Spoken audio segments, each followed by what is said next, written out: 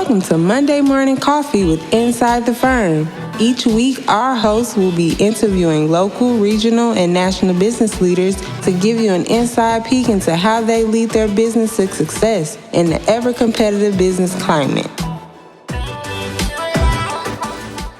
Welcome to Monday Morning Coffee with Inside the Firm. Today, I have a very special guest from the Great North, Chris Hawley. Chris founded Craftwell Architecture Construction on the belief that great process has the potential to result in quality, timeless design that positively shapes communities and neighborhoods. As a 2004 graduate of North Dakota State University's architecture program with an emphasis in art, Chris has refined his skills over the years, emerging as a successful architect with a discerning eye for quality, creativity, and design. Craftwell's residential roots began when Chris designed and built his family's cabin near his hometown of Minot, North Dakota. Prior to his graduation from North Dakota State University, the cabin's design is characterized by architectural details that reference the prairie, his family's agricultural roots, and his strong Scandinavian heritage. The four core beliefs that guided the design were a passion for residential design, architecture as storytelling, the beauty in the details, and North Dakota design excellence. These four beliefs served as the foundation when Craftwell was founded in 2011 with Chris as a solo practitioner of architecture. Chris, welcome to the show. Thanks for having me. Yeah, my pleasure. So before we get into everything you do over at Craftwell, tell us how you got here. You know, that's one of the questions. This is an architecture/business podcast, and I'm always interested to know what is driving other entrepreneurs.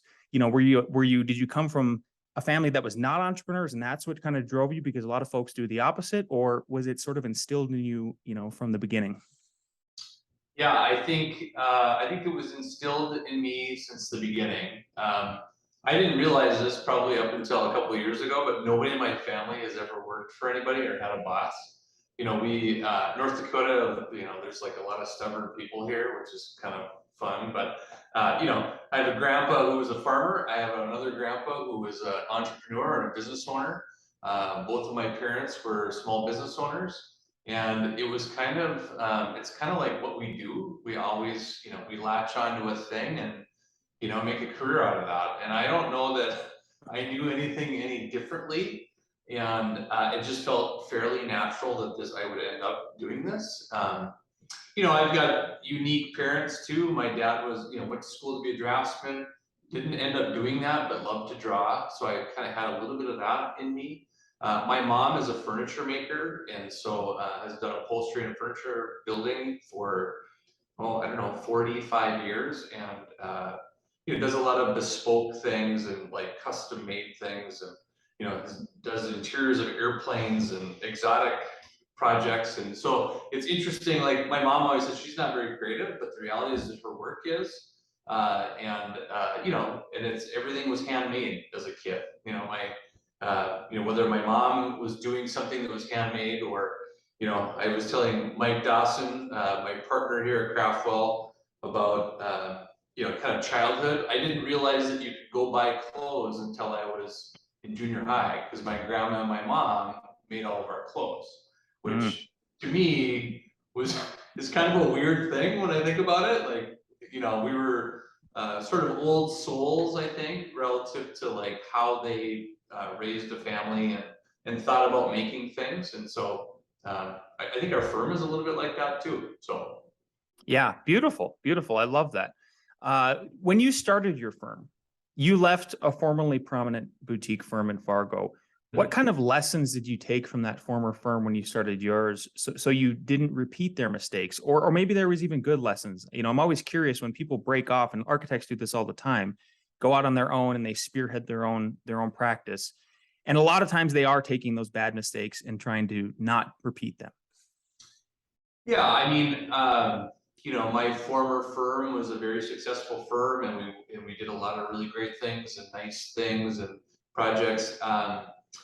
I think my lessons there were, I learned a ton in terms of how to be an architect and how to practice. And we certainly had a formula for like how to deliver projects and, how to be efficient with our time and provide value for clients and all of that. Like, I don't know that I would have, I can't think of a better place to have learned that. And then, just kind of learning the ins and outs of like what it means to put together a nice drawing set and things like that.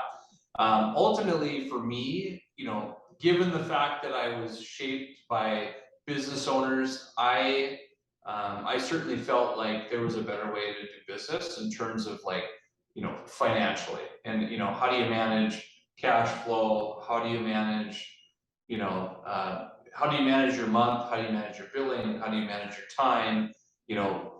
Not having too much overhead, making sure that the principals are making money, not just spending money. Those are all things that I kind of felt like I could do maybe a better job with.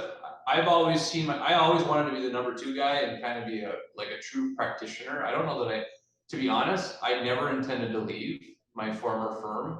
I kind of liked the idea of being a number two guy and just cranking on projects. The reality is it became necessitated just by nature of financials and how to run a business and cash flow. I just felt like there were I could do that better, and it wasn't because I wanted to. I felt like I almost had to in order to be successful. I also had I had a ton of work that was kind of sitting on my shoulders often, and I had a lot of clientele that were kind of leaning heavily on me, and the timing of that made sense. And so, I mean, it wasn't because I set out to do it, it was because it was necessitated ultimately. Yeah. Sounds like there's a bit of providence there. Tell me about your business partner. When you first started, it was just you, right? And did you find a business partner? Like, how did that all come together? I'm always curious. Like Alex and I, we were just best friends in college. Right. It just made sense. And we've continued to be friends somehow. But I'm always curious about other folks. And like, I think when you have a business partner like you do, and I do, you're a two-headed dragon. You're much more powerful in the sense of decision-making and be able to bounce ideas off each other than a sole practitioner. Yeah, so Mike Dawson, so I started out on my own. I quickly hired, 3 months into starting the firm, I quickly hired Mike. He was in his last, I had some things that needed to be done, build a model, get ready for the home show, a lot of odds and ends, all the classic sort of intern things that kind of come with starting. He's my first hire. He graduated, I hired him. Probably 9 months after, Craftwell started. And he's been with me for all 11 years. He has been kind of my right hand. I would say that, he and I can probably finish each other's sentences because we've kind of walked the walk together for this long. Ultimately, he is, he has built this business just as much as I have.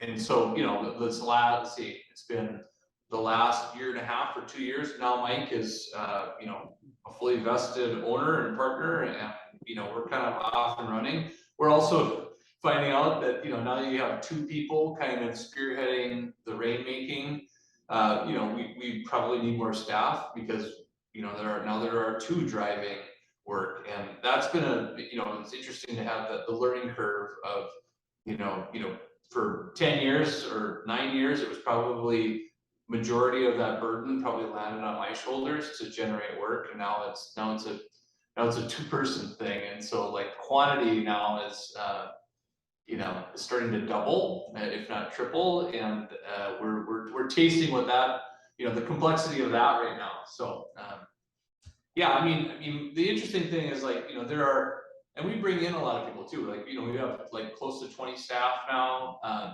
The interesting thing about Mike and I is that we've grown together, and so there's not this there's no shedding of bad habits. There's no relearning. There's no retraining. We're really integrated in terms of our approach and our kind of what we believe in terms of how to approach a project and how to deal with a client. And so that is sort of a really cool and beautiful thing because he doesn't worry about me and I don't worry about him. And there's just full trust. It's definitely a marriage, business marriage for sure. And, now our wives are involved too. My wife runs the office.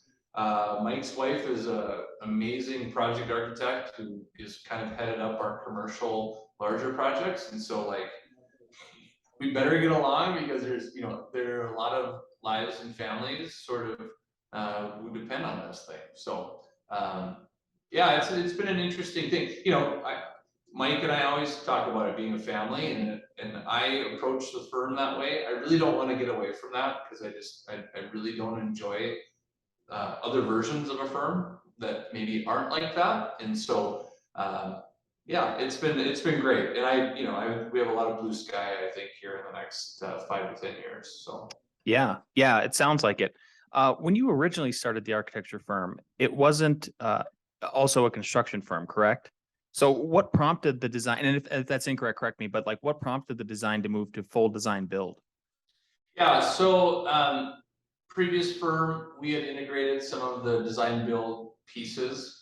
You know, you kind of have to have a critical mass in order to be able to do that. I had probably 2 to 3 projects when I left that it would sustain me for 2 years when I started Craftwell. I quickly, what happened though, is after I got started, the phone just kind of started to, it started to snowball fairly quickly. And so we ended up getting a lot of inquiries, had a lot of opportunity, a lot of big projects kind of landing on my lap. I actually started a company called Radiant Homes quickly after founding Craftwell, brought in some partners, they ran the construction piece, I did the design stuff, I kind of fed the construction arm. And so I did that. We did that for probably, that was probably about 4 years. I ultimately sold that company to the partners that I had brought in because they were, they were kind of off and running and wanting to do their own things, and I was wanting to do my own things. And then, kind of shifted and went out, and Craftwell kind of was a standalone entity for a very brief period of time, and probably a year into that, we kind of started hiring construction staff to accommodate that work again. I've always, I put myself through college, working construction as a carpenter and doing a lot of things that, a lot of blue collar work. And that's definitely a part of kind of our DNA. And, I have a hard time not thinking about us doing that. It has certainly grown into a very large piece of our business. I would say the architecture thing is, it's super important and it's amazing and it's a feeder for the construction piece, but the construction piece is arguably is a bigger business. It's also a more chaotic business to manage and a harder business to manage. Definitely more blue sky than the architecture thing. I would say the architecture thing is for us anyway, is a very manageable, very sustainable, very level kind of income stream in terms of workload. I would say it's a lot easier to manage because we get to kind of be in charge of our own schedule. The construction one is a little harder. That there's just so many variables there that are outside of your control. But yeah, I mean, we love it. There's a lot of creative control. The reason I do it is because there's so many people that are so bad at it that we wanted to be in control of it. So that's ultimately why we do it, is because oftentimes we find out that people aren't very good at it, and then they, in those projects aren't always all that successful. So, what are some specifics that you found that they're bad at? The other folks that you were competing with, but now you're doing the work.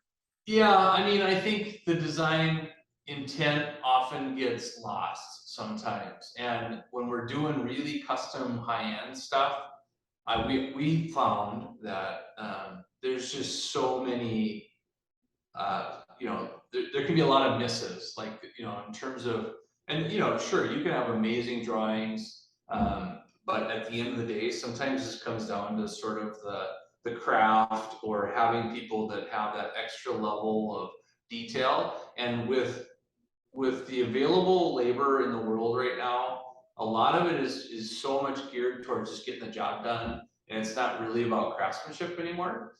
And so one of the things that is difficult when you get to a client who has high expectations, like a high-end, whether it's a boutique commercial project or it's a really beautiful high-end custom residential, the expectations are a lot higher, and that level of craft and detail is an expectation. If you don't hit it, And so that's ultimately why we do it. And, I mean, and we make shifts, like we make a lot of little decisions along the way that ultimately change the trajectory of the final product. And, I mean, ultimately dictate the success of that project too.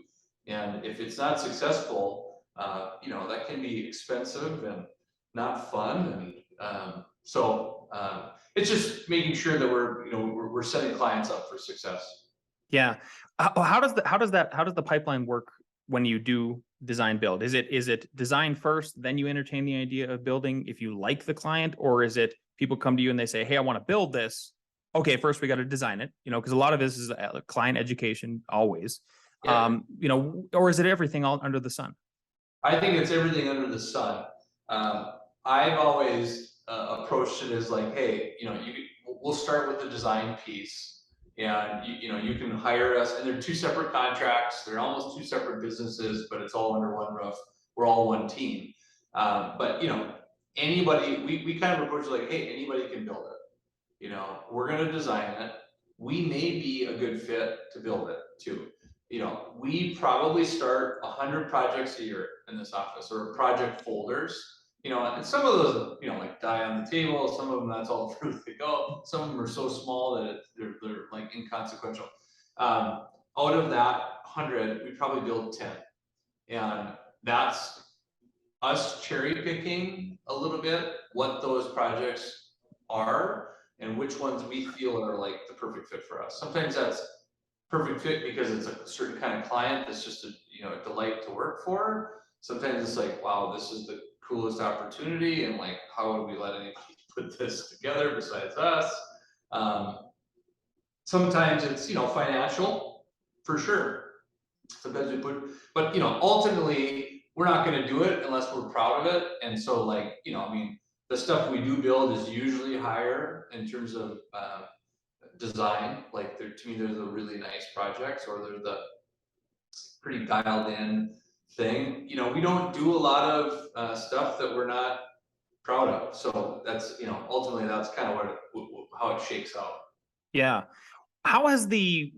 Since you guys have done construction and do construction, how has that influenced the way you draw and design? Has there been a cross-pollination happening between people out in the field coming back and saying, look, if we had the drawings a certain different way, just if you could tweak them in these certain manners, it would help us out much more in the field? Have you experienced any of that?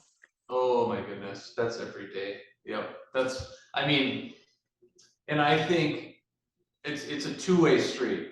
I would say construction folks are understanding what things are flexible, what things are malleable, what things are going to probably change a little bit because of the client or the type of project we're working on. And I think on the design side, I think the design team starts to think like a builder.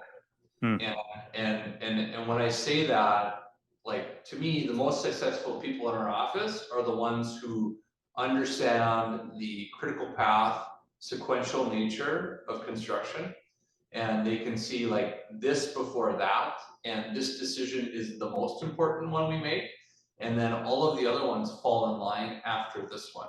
And it's the prioritization of like decision making on the design side that makes for a smoother, better product when it comes to the time of like, okay, now let's go get it done. And that back and forth is amazing. We're working right now on a new office for ourselves, and it's the quirkiest project ever. It's in a parking garage, lower level, super weird project.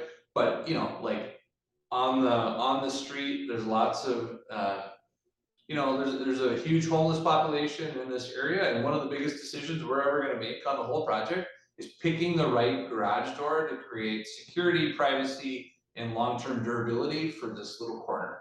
And it sounds so silly, but I'm like, wow, that's the most important decision of the project.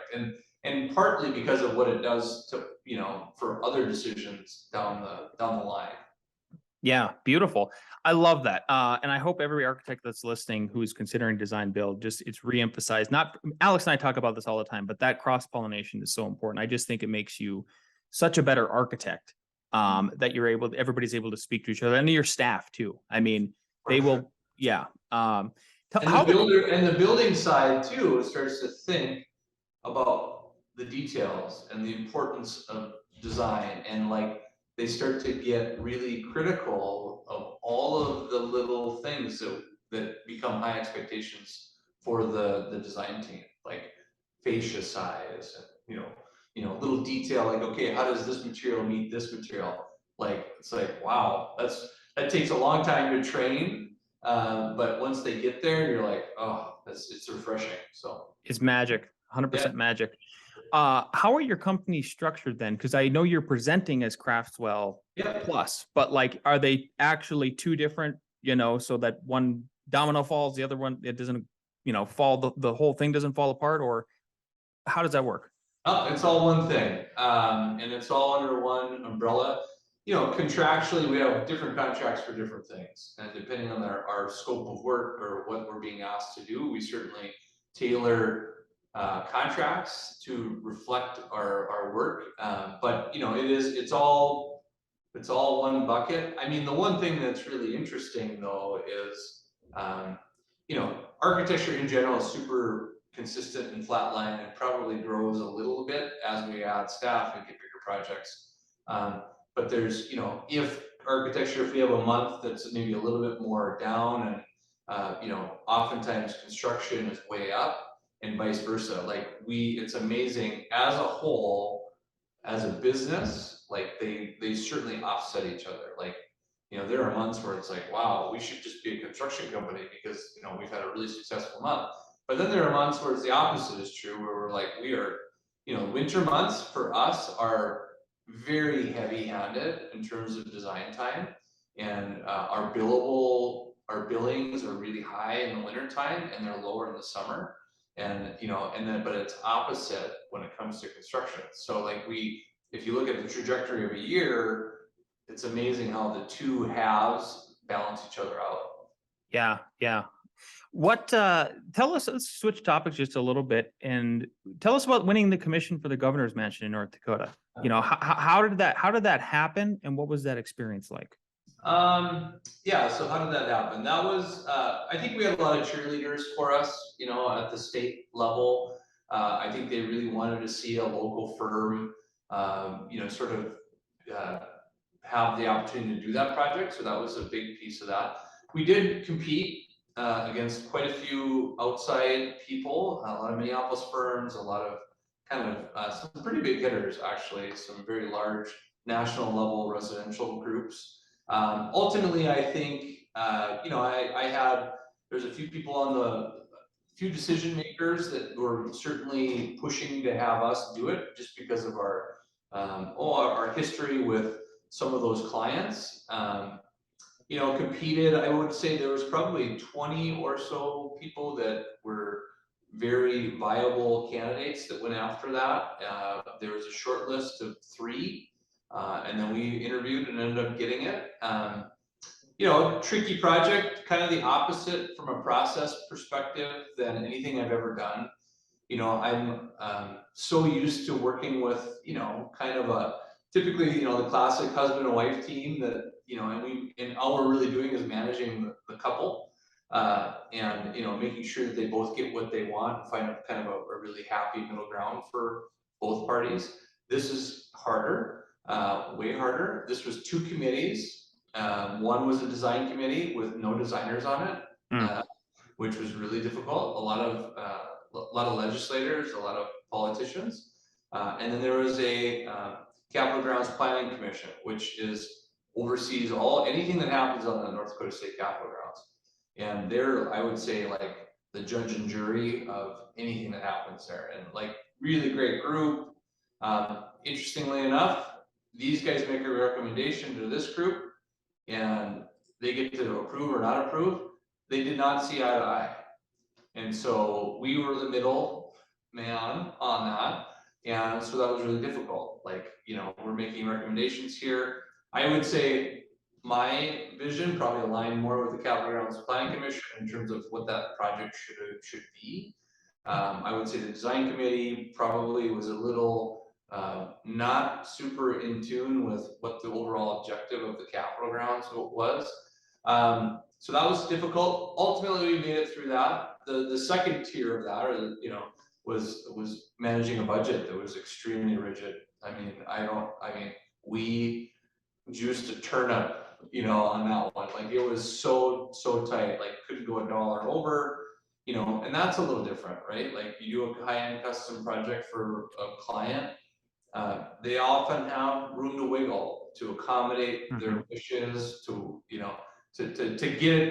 elevate a project. They'll often step up to accommodate that design request or that design thinking. No room for that whatsoever when you do a state project. It is 100% black and white, and if you don't fit within one camp or the other, they die. That project almost died on the table multiple times. In the final hour, we had a Bismarck firm, construction firm, who came through and ultimately bid it and made it a reality. And so, kind of saved the project. After it finally got kind of the green light, it was complicated. It was very political, and there was a lot of people that were, had opinions about what that project should be, and so that was a whole nother level. I've never been entrenched in a political thing before. I don't think I want to do it again. If somebody asked me to do it again, I probably would do it, but it was tricky. I mean, it was super tricky, but all in all, it's a nice project. Probably could have used a couple extra $1 million to make it really nice, but I am proud of it because I think it did check the boxes of what the intent of the project was. I would say it's not one of our heavily elevated projects where you walk into it and go, oh my goodness, this is the greatest thing ever. It is not that. It is, I think, timeless in its ability to sort of transition over multiple administrations, different kinds of families. If you were to do a matrix of all of the types of families that could ever live in that house, which we did a matrix like this, it can accommodate all of that. I would say it is not perfect for anyone individually, but it's great as a multi-generational thing that gets passed on from administration to administration. Yeah. I counted before the interview, there was 18 folks, it looks like, on your website, staff, and you mentioned you're up somewhere upward 20. So what do you think the success has been in growing from 1 to 18 over the past 11 years? I think it's a customer service thing. We are very flexible, very malleable, very accommodating. And I think ultimately, so I've learned that. I think, Mike Dawson, his family comes from an very heavy insurance business that's heavily customer service. I come from a customer service world.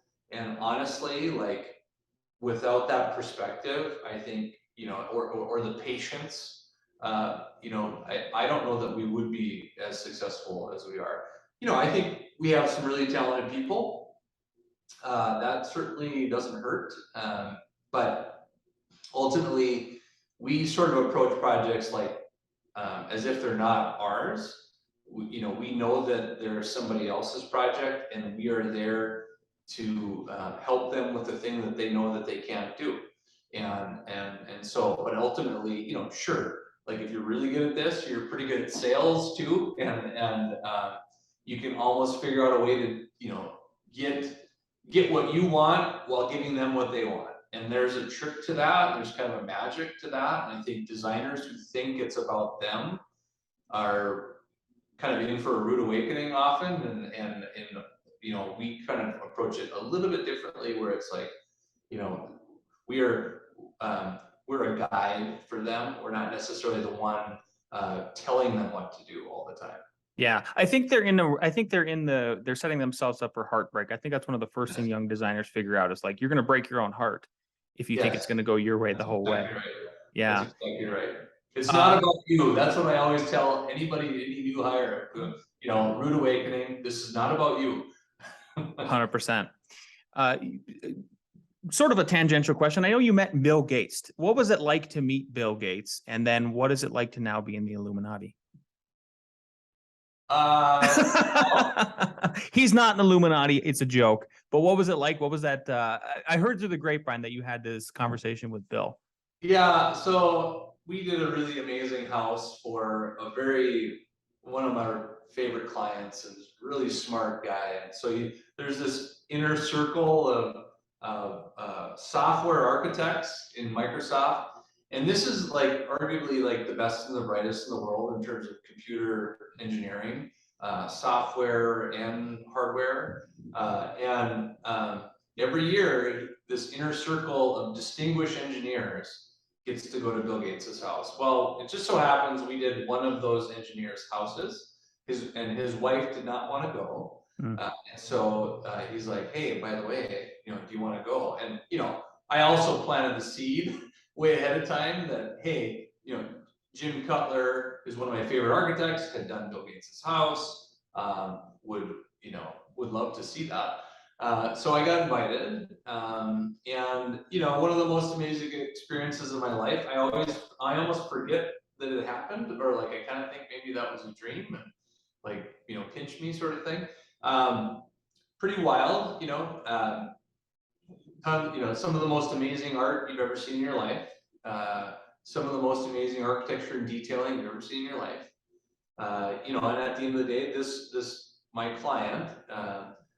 Had been there multiple times and kind of knew the format, and the irony is like everybody's hanging out in this upper level thing, and Bill Gates is waiting at the bottom of the stairs, and nobody's like going downstairs, and so we go down, and there's this awkward pause between Bill and my client, and I took the opportunity to ask him as many questions as I could, and so had 15 minutes with Bill Gates talking about.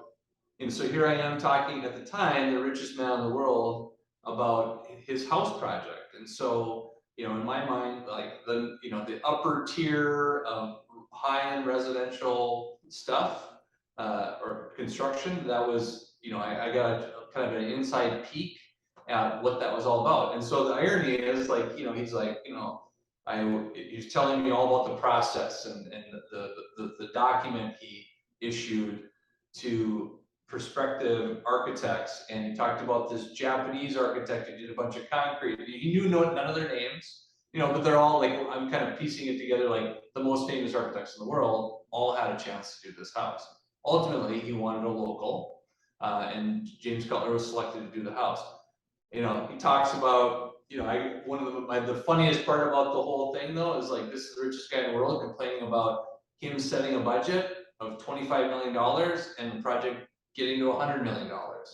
And he was complaining about the cost and the overruns and the architect, and how the architect needed to do, because you come into this house and it's amazing. There's a glass elevator, and it feels like you're entering into the Pembina River Gorge, and like they insisted on having 2-foot thick stone stacked inside of this elevator shaft. Even though you really could, and it was a $25 million decision to do 2-foot thick stone versus 6-inch veneer. And the architect said, Jim Cutler said, well, if another architect ever comes here, they'll know that it's a veneer and not 2 feet thick. And so it was a $25 million decision, and I got a chance to experience it. And I got a chance to listen to Bill complain about how expensive it was, and it was amazing. So yeah, thank you for sharing. Very interesting. We're just past the half hour here, Chris. I have 2 last questions for you. I ask every guest this question: knowing what you know now, and if you could go back in time to when you first started your business, what is one piece of advice you'd give your former self? Oh boy, that's yeah, I think the one thing, and I think is understanding the pace, understanding the importance of carving out time for yourself, about you being super careful of burnout, whether it's you personally, whether it's your staff, whether it's all that. And that's me being super reflective now at 11 years into my own firm, but 20 years into practice. And not feeling bad about stealing your own time and stealing your time back, and and saying, hey, you know what? I've got a lot of dentist friends who never work on Fridays, and I'm like always super jealous. And I've kind of adopted some of those practices where you say, you know what? When I was in architecture school, and I know I'm sure Lance the same for you, like it was always like, no, we work all day, every day, and there's no room for anything but work. I don't believe that. I never want to be in a firm like that.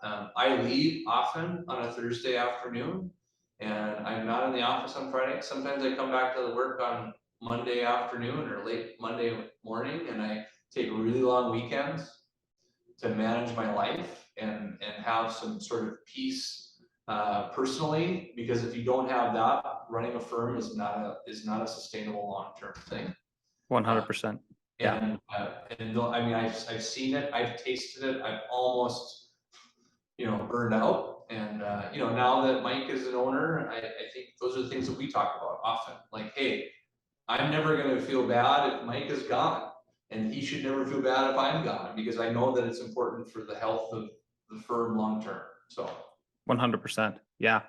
Last question. Where can people find and follow you and your firm's work? We like to stay under the radar and try not to be found too much, but we have our website, we've got a social media presence, Instagram, Facebook, website. I'm not very good at that, and I'm okay with that. We have a lot of work to do just by nature of word of mouth, but if you want to keep track of us, I would say the next 5 years is going to be a little bit different. As we've grown, we've become better and more conscious of being visible. Some of the new videography stuff that we're doing on our website is super cool, and I see us doing more and more of that. Our new office, to me, is going to be a really amazing project and kind of transformative in terms of taking a really weird space and making it a usable, functional, valuable thing. I would say website and Instagram probably is your best bet. Awesome. Chris, thanks so much for your time today. It was an absolute pleasure having you on. Appreciate it. Hey, you bet. Thanks, Lance. Good to see you. Good to see you too, bud.